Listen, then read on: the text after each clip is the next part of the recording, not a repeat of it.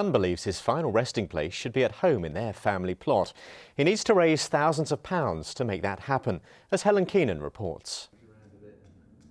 All this son wants is to say a final goodbye to his father with a proper burial, but he needs to raise £10,000 to do it. Everything still is in very much grey area. Everything's up in the air where we don't know when we'll get him back. We don't know anything like that. Lee Archer had been living in Cuba and was due to return to Norwich last December but didn't arrive home. Beau Archer reported his father missing to the British Embassy, who launched an official inquiry. So when I didn't get a call from him on Christmas Day and then Boxing Day when I was with my family, it did raise alarm bells for me, and I did think that something could be wrong. 7 months later, he received the news that his father had drowned that same month he'd been due to return home. And because his body hadn't been claimed after the 30 days specified by Cuban sanitary law, he'd been buried in the country without his loved one's presence.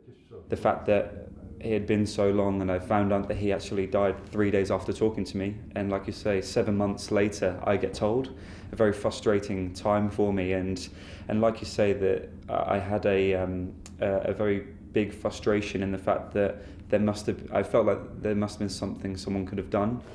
Lee Archer was a well-known figure here in Norwich, running a florist in the city centre and selling Christmas trees each year outside the Heartsease pub.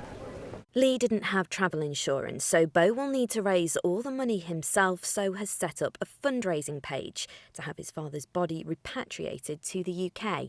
The response has been completely overwhelming. It's been great to see over, I believe, nearly 250 donations in the course of about 10 days. I need that final goodbye, yes.